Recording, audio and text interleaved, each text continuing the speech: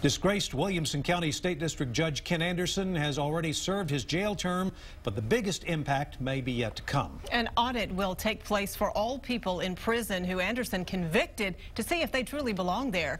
KXAN's Chris Sadeghi took a look at one case that might be put under the microscope. Yeah, Leslie, we still aren't sure how exactly the audit will unfold, but it has given new hope to people in prison who feel they were wronged by Ken Anderson. One of them is the case of Shane Drochet. Shane is right here. The picture may be old, but that's all Brittany Johnson has to choose from. For most of her life, her brother, Shane Drochet, has been in prison.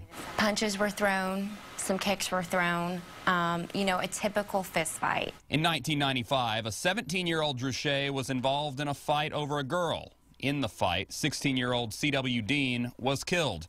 When Drochet found out the next day that Dean had died, he knew he'd done wrong. Because Shane would have pled guilty in a second to manslaughter. But Johnson says he was never given that chance because the man who prosecuted him, Ken Anderson, had other ideas. We feel that their goal was to punish him to the extreme amount, to make an example out of him.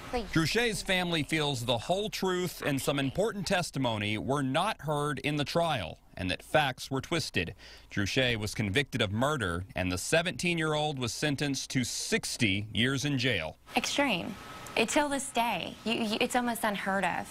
But just a few weeks ago, Johnson was in the courtroom when the Innocence Project announced the audit for cases Anderson prosecuted, like Shane Drochet's. She got the news from someone who would understand. Michael Morton, someone who actually had told me about the news. Drochet's appeals over the years have been denied, but the Michael Morton Act mandating an open file policy allowed Johnson and family to get their hands on these files they'd never been allowed to see. Morton's act, combined with Anderson's audit, has given them new hope. We're very hopeful. Murder definitely doesn't fit this crime. And Brittany says her brother has earned an associate's degree while in prison. As it stands right now, he's not eligible for parole until 2025. From the studio tonight, Chris Sadeghi, KXAN News. And coming up at 6 o'clock here, KXAN takes an in-depth look at how prosecutors are punished for misconduct, if at all. You said you've never seen misconduct in Travis County. I have not. We talked to Travis County District Attorney Rosemary Lemberg about how errors are handled in her office.